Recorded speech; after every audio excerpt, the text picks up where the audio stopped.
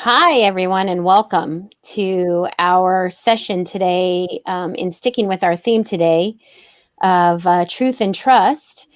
This is a session that is on the differences, perhaps, between partners or vendors and those that you work with in your institutions that provide you with services or products of some sort. And I've invited a panel of digital science clients to join us. I'm first going to introduce myself. For those of you that don't know me, my name is Kelsey Roselle, and I am the Vice President of Institutional Sales for Digital Science. I'm being joined today by 4 client partners of digital science. Each of them subscribe to one or more of the digital science products that you've probably seen and heard about through the sessions over the last 3 days. So joining me today, we have Dave Shearer. He's scholarly communications and research curation consultant, big title for from Carnegie Mellon University Libraries. There is Dave. I've been working with Dave for, I'm going to say, since about 2012. You weren't a digital science client in 2012, but you were looking at us back then. And I'm happy to have you on now as a strategic partner for digital science. So thanks for joining the panel today. I'm also joined by Caleb Smith, who is the strategic planner lead for the University of Michigan Office of Research in the med school.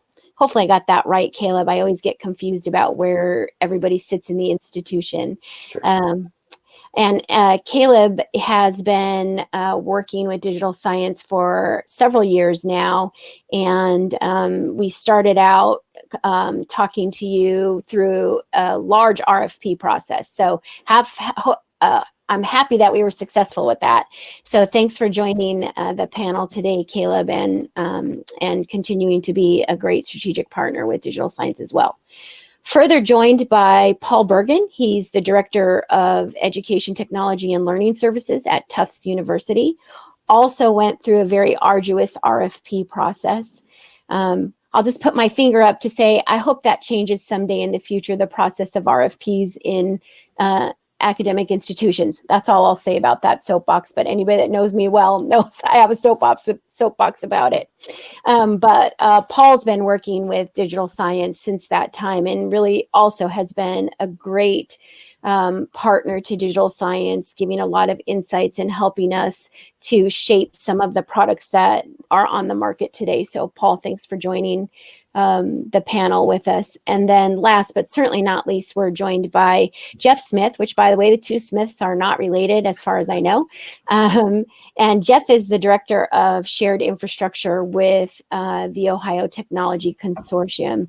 Also came to join digital science through a very arduous RFP process.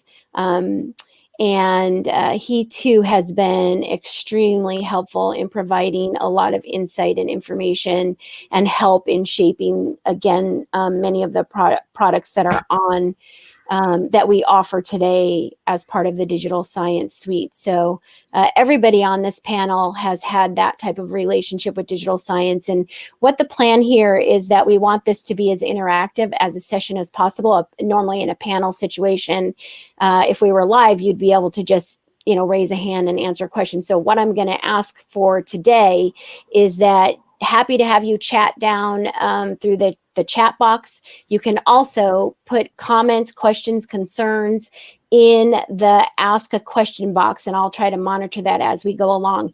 Each of these guys are going to talk on the subject a little bit, give kind of their thoughts around it, and then we'll open it right up. So with that, Caleb, why don't I start with you? Sure. Give us your thoughts around this topic. Sure. Thank you, Kelsey. I think I'm really interested to see or to hear what the other panelists have to say. So I'll kind of give my take on it. It'll be interesting to see if we agree on everything or if there's some disagreements definitionally. So this will be exciting.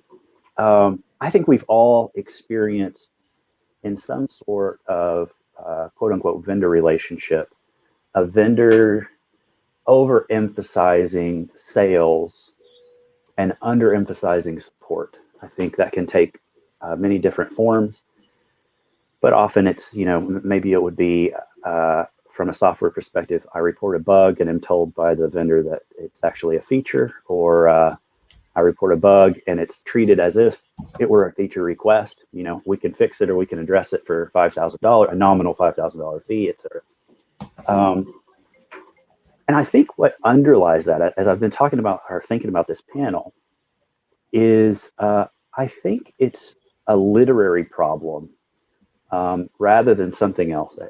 At its source, I believe that many people think there's only a single type of economic or financial relationship between institutions. And at its root, it could be considered almost adversarial. One institution wants something from another institution, and it's a zero-sum game. The vendor wants money, the licensee or whatever wants a service, and they're kind of buying, how can I get from one person while offering the minimal from my own perspective. And I think we'll see that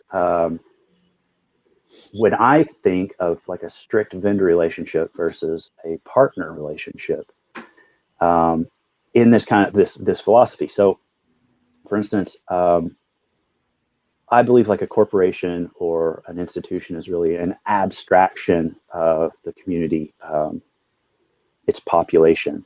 And as an abstraction, if two institutions or corporations seek to interact, they have to be, interaction is mediated by another abstraction, in this case, the legal system. And so I think what happens is in a strict vendor relationship, there's this emphasis on institution to institution relationship mediated by the legal system. But a partner relationship is an interpersonal one. It's not a corporation to corporation or an institution to institution, it's person to person. So I think these are two kind of sides of the same coin. I don't know necessarily that a vendor, an abstraction, can have a partner relationship which is truly interpersonal. But the employees of a vendor, its representatives, can have a partner, an interpersonal relationship. So where we can see that is, does the vendor give the necessary space to its employees to develop altruistic or mutually beneficial relationships? I think that's one thing that digital science has done exceptionally well, is given people like Kelsey and the project managers, the developers, everyone on their team, the space to navigate interpersonal relationships without kind of the micromanagement or the cultural management of kind of the CEO stepping in and saying, no, your only interaction with University of Michigan has to be financially based. It's all billable hours, in other words. That's not the case with digital science, and they've been, it's been really pleasant to navigate those interpersonal waters with them, because we can often say, this is something we didn't expect to come up in our implementation, or some new development, some political consideration at the university, and digital science, the Symplectic team, Altmetric team, the Uber Research or the Dimensions team have been able to say and have been free to say, we can help you out with that. And there's no like long contractual process or bills exchanging hands or anything like that. It's just a person-to-person conversation and a person-to-person fix. So to me, I believe that that's the key difference between a vendor relationship and a partner relationship. And digital science, in my experience at least, has fallen firmly down on the partner side of things. Great. Thanks, Caleb. So again, folks, don't forget to, if you have comments, questions, concerns, want to add anything to the conversation, certainly use the Ask a Question button, or even just the Say Something Nice box. So with that, how about I turn it over to Dave. And Dave, what's your perspective on partners versus vendors, or a combination? Yeah, I think I'll echo a bit of what Caleb said there at the end. I think it's this idea that there may be some overlap in what we think about vendor versus partner, but I think the biggest thing that I think sets them apart is this idea of that mutually beneficial relationship, that it's not a single frame of perspective where the vendor is selling a product, the client wants to purchase a product. It's, I think, what happens after that. It's how do we look at the service that we're licensing, and how can we improve it when we find things that could be better or improved, and having that opportunity to not just have a voice or line of communication with a salesperson, but actually being able to talk to all the different channels within a partner's organization. But also for that partnership organization, as Caleb mentioned, that their members have the freedom to talk to their partner institutions, individuals as well. And the way I kind of break it down is, I think it's a partner is willing to get down into the weeds with you, and they're willing to better understand what are your needs, what are your issues, where are your pain points, and beyond that direct relationship between the two of them, it's where they're able then to bring in others, whether it be other partners, other partnering organizations. We've had a lot of times where through our rollout with Symplectic Elements, being able to make connections with some of my colleagues here on the call or other institutions during their rollouts to learn what they've experienced, both good and bad, but also for others to learn from us. And I think this also helps from a digital science perspective of informing all of their different groups. And the way I think of it is, this nice umbrella that is digital science. There are the individual portfolios, and I think with a normal vendor, you'd have a single relationship with that group. And if you had a problem where something was interrelated or has a touch point with another system, they would say, well, you're going to have to talk to that other group. We can't really help you with that. Versus, I think with digital science, there's a lot of mediation, and there's a lot of cross relationship building that can happen. So there's been a lot of times where we'll be working on something that involves 2 or 3 of the different digital science partnering organizations into the same conversation, because of how it's going to affect all of us. So I think it's really getting more of that interpersonal relationship that looks at it being mutually beneficial. That it's not just we're here to provide a service for financial gain, but here's what we're providing. How do we make it better? How can we learn from how you've used it, and how you're planning to use it, or how this could connect with other systems? I've been using the breakout sessions at the end of the day on Crowdcast. So if you haven't done that, please take advantage of that. It's been a great opportunity to talk to different people, of being able to talk to, what's the future for the sustainability goals and dimensions, and how that carries through the rest of the digital science portfolio. And, I just don't think you have that same type of environment that would support that if you looked at it from a traditional vendor perspective. Yeah, great. Thanks for that perspective, Dave. I think one of the things that I really want to make a note of that you guys are talking about across your views is that it really does become an extension on both ends, right?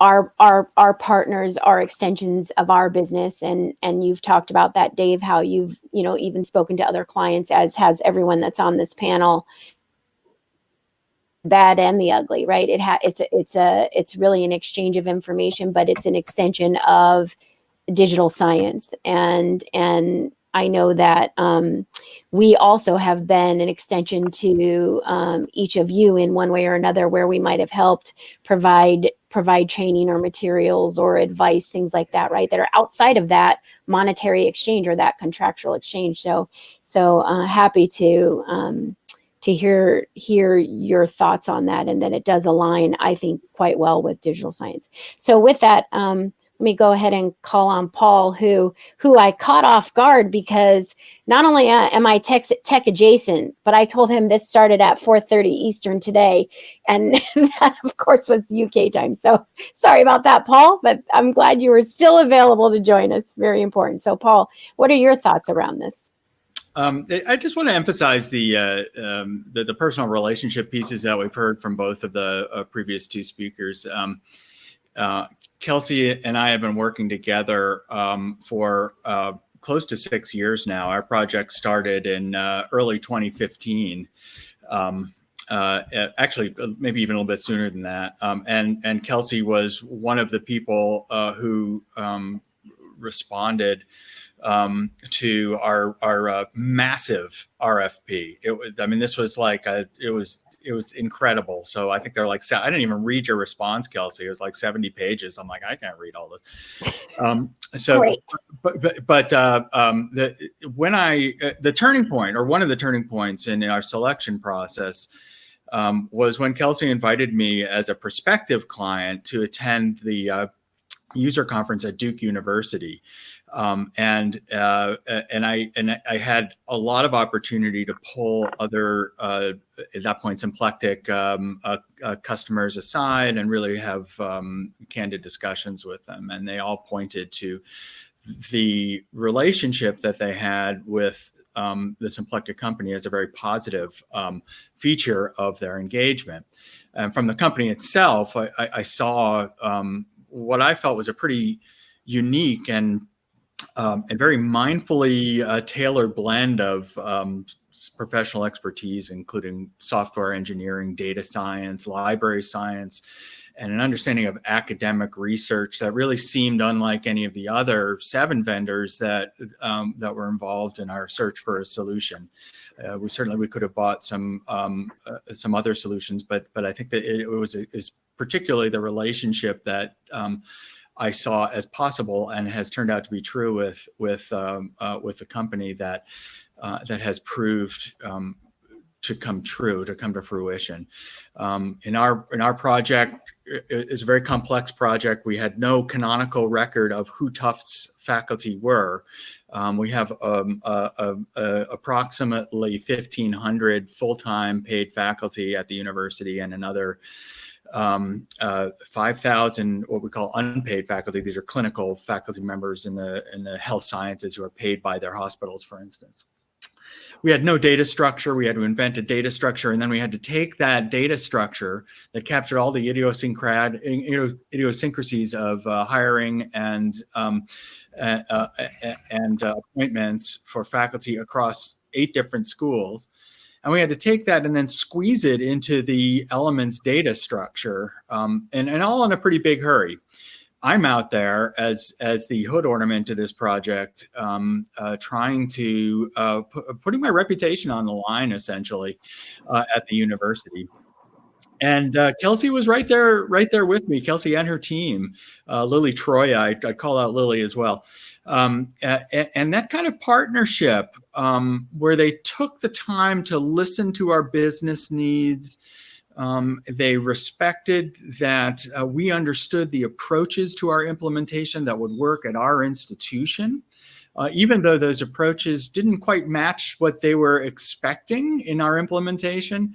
And they offered a lot of, they modulated their support for us in ways that I really haven't seen many other vendors do, and so it's really been a true partnership. And I would just add as someone who's clearly had a drink of the Kool-Aid, that the fact that I've had the opportunity to work with Kelsey for so long is probably testimony in and of itself to the culture, or at least I consider a testimony to the culture of the partnership and the organization that she works for. I couldn't have been any happier with our partnership, and really feel that it's quite unique with other vendors that I've worked with. Great, thanks, Paul. We at Digital Science, and certainly I feel the same way about all of you. And in a minute, we're talking about all the great things and the positive things here. And in a minute, I'm going to, at least for the benefit of this audience, point out that these have not always been smooth waters all the way through, and there's been ups and downs in each of the projects for this team, so for this panel, and we'll come back to that in a moment as well, because I think that's a really important part of the partnership, is being able to navigate. When it's great, everything's great, no matter what the relationship is. But when it's rocky, that's when you really have to rely on the relationship and the understanding and the trust to get through it. So with that, Jeff, why don't I get your take on this? Sure. Thank you, Kelsey. And again, I'm going to echo a lot of what the rest of the panel here has said. But I'll start with myself and my organization, we have a lot of vendors. As a service provider, that's expected. But when Digital Science was selected through our RFP process, again, they were just another vendor, and I could tell early on that this wasn't really just going to be any standard vendor relationship, because they immediately started to engage with the staff, and matter of fact, everybody within Digital Science, I really just call them data scientists. There's a number of data scientists in all these different fields, and the beauty of that, as they started on the project, was they could pull in any one of those data scientists and help us analyze our data. Obviously, once typically you install a platform of software, you do some type of data conversion, and you operationalize that software. Okay, great. And then it's up and running. And that's a typical vendor model. And then if you need something, you work back and forth through a ticketing system or a support channel, whatnot. And maybe you hear back from sales every couple of years or something. Well, Kelsey never really went away. She was always there. And so her and her team, and that's where this partnership, I call it a partnership, it started to form, in that instead of just me reading release notes and trying to figure out how am I going to deal with my data and adapt it to their platform and what's coming on the changes, they brought me into this community of interest, I call it, which is what their customer user group conferences have been. And they really make it a point to do one-on-one kind of with each person who is the client, get their feedback. They take that feedback, and for me, I see that feedback then come in the update stream for the different products and services that we have through them. So my transformation from vendor to partner is really, there's always going to be people that customers that'll just see Digital Science as a vendor, but if you engage with them and stay engaged, because they're going to try, they're definitely going to try to keep that engagement. And if you participate in the engagement, that's really, when you're going to become a partner. Right. Great. Thanks, Jeff. So, very, very kind words from the panel. Certainly, I selected them for that. No, there was a financial exchange, and I'm just kidding. There was not. But for this panel, and hopefully, guys, don't forget to put in your comments or questions. Certainly, if there's some prospective clients in the session that have some questions about this, please feel free to ask those questions. I would say, though, for this group, for each of you, and any one of you can answer this, I'm pretty sure there's been issue. I'm going to say, I'll call them issues for lack of a better word, right? There's been situations that have come up that did either fall outside of the strictness of the language of the contract. And I'm not certainly advocating, if anybody from my legal team's on the call, I'm not advocating we don't follow our contract, but I will say I can think of one or more situations from each of the panelists where there were things that came up that were just outside of what the contractual obligation was, and sometimes they were difficult situations to get through. How when this happens, and again, whether with Digital Science or others, how do you first think about addressing that situation with a partner versus a vendor? Because I would imagine how you guys might have approached us in that situation, given what you've said about the spirit of our relationship, might be different from how you might have had to address that situation were we another vendor. I'll leave it for any one of you to maybe answer that. I'll start. I think it boils down to being able to go to your vendor and say, we got a problem. Either somebody left, or our data has been more difficult to deal with than we expected, or this is taking more. Our demands from our customers are different than we expected, and can you help me work this through? And to have a vendor on the other side to listen to that and to listen to it in a non-transactional way that reflects their investment in the success of my project means is a true partnership. And I'd add one other thing, not to monopolize the time here, but one other thing, that there's a matter of resilience as well.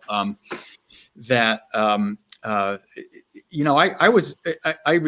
had an unfortunate email exchange 3 or 4 years ago where it was one of those 11 o'clock emails, 11 p.m. emails, where you're sitting on your sofa, you've had a long day, and you just really shouldn't press send, but you should wait till the morning to reread it, but you don't, and you send it.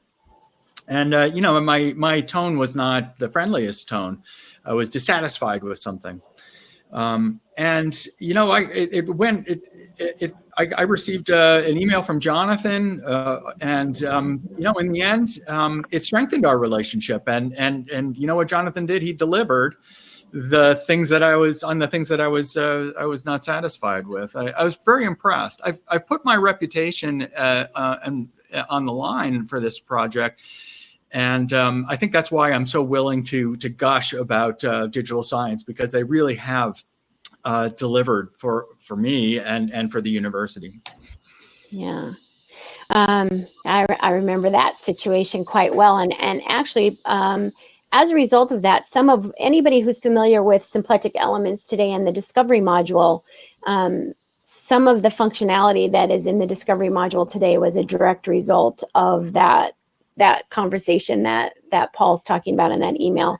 So I think one thing about that too is that there's many people that everybody at digital science, and I think again the panel can probably attest to this a little bit, they're reachable. The doors are open. There are not figureheads sitting at the top of the organization that you could not have a conversation with, whether it's about furthering something at your institutions or an issue with your project. I think that while there are contractually some formal escalation processes, I think that everyone on the panel would indicate that, and I'll open it up to you to kind of talk on this a little bit, that open door policy, a lot of people say it, but it's not always really true. What is your experience with that open door responsiveness here at Digital Science? Yeah, I'll take that one. I think it's one of the things where, normally when you would present, this is something that's going to be a very large issue or a deal breaker for us, or a stopgap in our rollouts or our engagement of the products.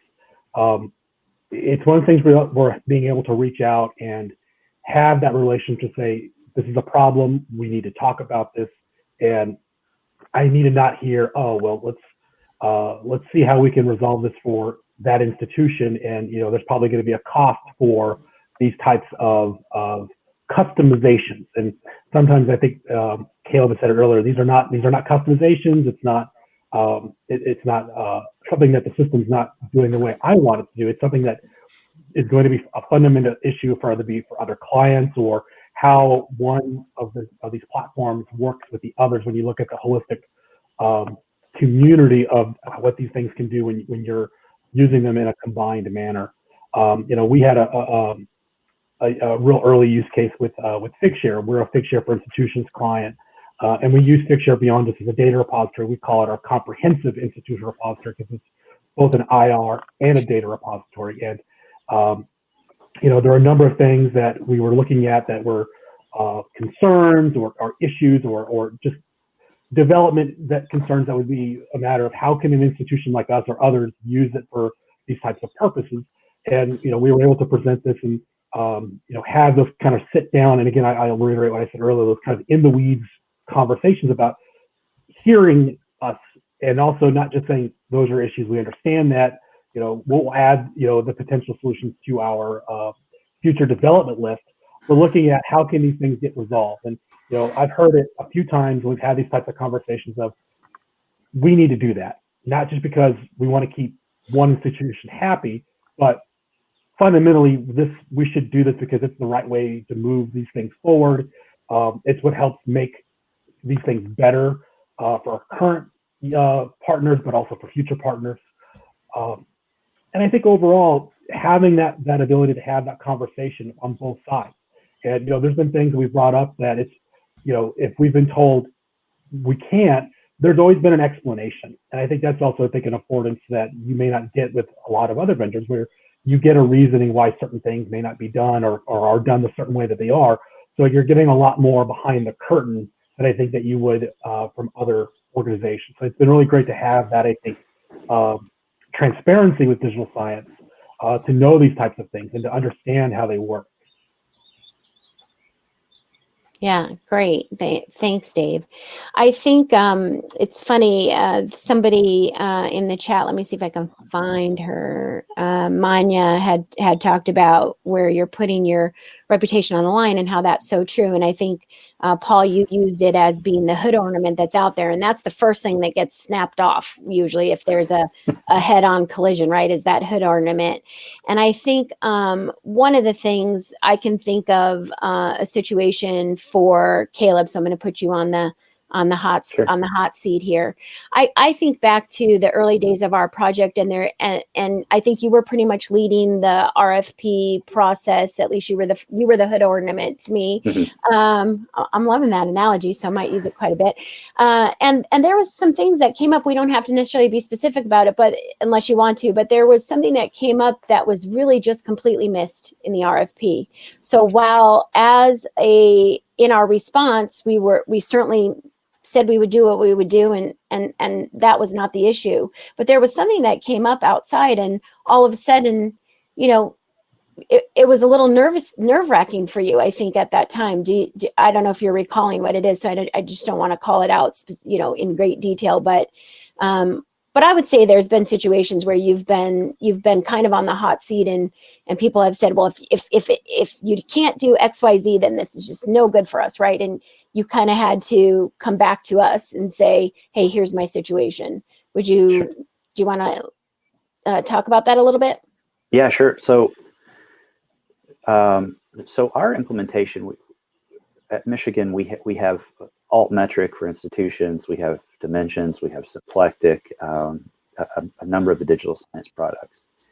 And we kind of came from a pre-existing system. So we had a faculty research information system in place prior to digital science involvement, and prior to the RFP, and had it in place for a number of years. So as everyone knows, an RFP goes through multiple levels of review and sign off and that kind of thing. And in a public institution, it's almost a legal document. It certainly serves a legal purpose. But there is some amount of room for interpretation and for assumption, I think, even in a rigorous RFP. And there were some assumptions made about the content of the RFP by leadership that just weren't reflected in the RFP. So what happened is, eventually, once we got a contract, we realized that there was a gap between expectations of Summit leadership and the letter or the language of the contract itself. But going back to Dave's point about gaps and the stopgap measures, I think, and talking about the title of this before I continue, is another way to differentiate a partner and a vendor is how the organization behaves when they have leverage. So we had signed a contract for a bill of goods from Digital Science, and we were legally on the line for 3 years of payment. We found a gap in the contract, something that our leadership considered a showstopper. If this piece of functionality did not exist, the whole contract was a wash. It was worthless. So Digital Science, from their perspective, they were going to get the money we had promised either way, because this was not part of the contract, this piece of functionality. From my perspective, if we didn't deliver it, I was going to look really bad. It's just going to look poorly on me. So digital science had a lot of leverage. They could have said, yeah, we can do it, but it'll be an additional, $40,000 a year or whatever it is. But when I brought that to Kelsey, like we got a major problem here. She was able to work with digital science and kind of find a solution that was not just palatable to both parties, but offered us a way to really showcase something new in our implementation that first we hadn't even planned on. And then second would really kind of start satisfying leadership's expectations more, and would show off digital science and their capability as a kind of conglomerate as well, how these different product lines intermingle. And that's what we have today at Michigan Research Experts, we call it, experts.umich.edu, is kind of a blend of all these different product lines that at that time didn't really exist. I mean, it really forced a melting pot of dimensions and elements and altmetric together in a way that was just barely being scratched at the time. So all that wouldn't have been possible if digital science hadn't been willing to say, let's work with Caleb as a partner and kind of save his bacon. Yeah, great. And I think, Jeff, you probably had some similar experiences with your project, which Jeff, your project is quite complex because OTEC is really the provider of services to a consortium of clients across Ohio State. So not only do you're not just dealing with an audience of one institution, you have many voices in this institution. And I think there were a number of things that really were gaps. Also, some we knew were going to be there, right? Because your project involved a fairly new product from our side, and I think you were involved in quite a few discussions with multiple of the sides of the house with digital science to kind of get that product to where it had a MVP for you. And now we're in the next phases, which I think we're all excited about. Do you want to kind of chat about that a little bit? Sure. Yeah. So for our implementation, we started with the challenge of a multi-tenant. We wanted to do a multi-tenant within the symplectic elements product, and then move that into the Dimensions profile search platform. So going through there, I would say, in our, back to kind of some of our requirements in the RFP, Caleb, you're not alone. I think we all miss things. It happens. And certainly in our RFP, one of the many items that came out was, it was a little vague. So the partnership formed as we started to work together and discuss what did we really mean by that. Now, we already had a contract in place. So anybody could have just said, well, I, as a vendor, interpret it this way and you're stuck with it. And that's certainly not at all what happened. So the beauty there was we did partner together, multiple video conference sessions with the data scientist of digital science. And we still have those video conferences today. I recall that just last week I was on as we're going to the next phase of this product that Kelsey's referring to. We're, again, moving into a different product, but it's a great one. And in doing so, one of the challenges was, got a question about getting all this patent data tidied up into the platform, and out of nowhere was yet another data scientist joining the video conference. Oh, hey, so-and-so had availability. He's on his way in. I'm like, oh, well, great. I mean, just in time service, right? It was fantastic. So it wasn't okay, I'll get back to you and let's set up more meetings and more meetings and more meetings, and we just keep kicking the can down the road. It was, no, you want an answer? Let's get an answer right now. We're all here. We're focused. We're engaged. So I come back to that engagement because that's really what this partnership has meant to me. Can I tag on actually to just comment there about the engagement? I think that's one thing that is also really nice that we've been able to do that I think digital science affords its members to do, which is to engage with the partners and the institutions, and not just from a service standpoint, but also I think from more of that academic and research perspective as well. I've been afforded the opportunity to publish a few times and present alongside representatives from Figshare and from Symplectic. Even just here recently, being able to publish a paper about how we can better engage our institutional repository alongside elements, especially since within Figshare we've meant DOIs for everything. So we found a problem how that could raise within elements when you start thinking about green open access practices and what that's going to do when you have multiple records and elements and they weren't getting connected the right way because of the DOI differences.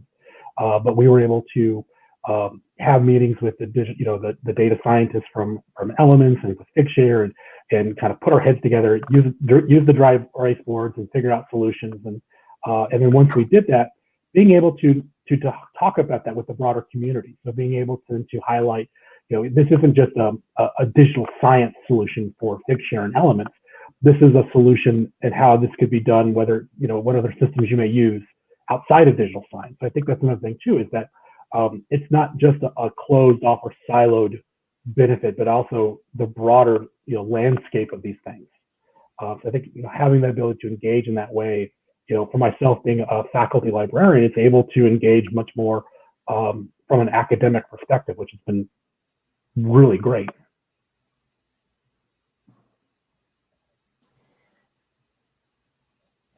You're muted, Kelsey.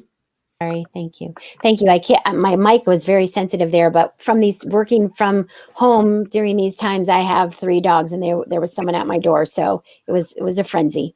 I know we're coming up on time. We're just a few minutes out. So first I would like to say happy to continue these discussions with other folks at our networking event. And I think, Kate Byrne did post a question in the chat about, what are you looking for from your partnerships with us? So certainly you can drop those into the chat here or join the networking session. And I posed a question, just a few up there in the chat about, I wonder, I know how we're responding to requests that come in as it relates to the situation around COVID. That's been a huge impact on everyone on this call, both from the digital science side as well as from our client side or our prospective clients. I think that there's been no time experience like this previously where there was so much juggling of resources and budgets as what has happened over the last 6 months. And I wonder from anyone on the discussion here, what types of responses have you been getting from whether it be digital science or just others that you might deal with on a regular basis around this? How have the responses been in general? I can say really, really briefly from our perspective, this has been a kind of litmus test for how much do we really need certain things. And from the digital science perspective, I've actually seen us engage more heavily with the digital science products while simultaneously distancing ourselves from others. And I think part of that is because of how much functionality is bundled into many of these products. So for instance, Symplectic, we have it, but we don't yet really use the CV module or the faculty assessment module because we had other systems that did those jobs. But now in this in the economic climate, particularly for a academic medical center, we're looking at ways of multi-tools. And Symplectic is a fantastic example of a multi-tool in that we can now use that to replace our Michigan Medicine CV process or our faculty assessment process. We already have paid the licensing for all that. We own it. We just have to use it, and we haven't in the past because we had another solution we were familiar with. But now we've really started looking at, well, how can we get more from less? And the digital science products are exemplars of that. Yeah, great. Thanks. So just coming up, I think we're just about at time. I think we're supposed to end right at 5:15 here. So I would just let me ask my panelists. One of the things that I think digital science also does really well, as you said, you guys are an extension to us many times, and I just want to know if there's folks that do want to reach out to you. Is that okay for them to reach out to you individually if they have questions about the project or even the products that you might be using? Are you all okay with that type of reach Happy out? to help. Of course, Absolutely. happy to. Sure. Great. And for those of you that are current clients or prospective clients, partners, one of the things that you might want to look at is for the product that you do subscribe to or are interested in, there are some community Slack channels that where all of our partners get together and talk about what their use cases are, what their struggles are, what they're trying to figure out, stuff like that. And they share that information across these Slack channels. And I think that is one thing that is really unique, I think, about digital science. At least any other software company I've worked at, we didn't have that type of communication. So take advantage of those. And as these guys said, they're willing to talk to you certainly as well. I don't see any unanswered questions in the Slack. So with that, I would really like to thank my partner panelists for joining us today. And again, this was certainly, they shared a lot of the good, but I think no project is perfect. At least I haven't experienced it in my time, and I'm sure others on the call haven't. But it's about getting through those imperfect times. I think that sets you aside, sets you apart from a partner versus a vendor. And at Digital Science, we do really, the truth is you can trust that we will be a partner with you as much as possible while still delivering what is a good, useful product across many markets. So, thank you to everybody who we work with. And again, thanks to my panel. All right. Thank you. Thank you. Take Bye, care. everyone. Thanks, everyone. Bye.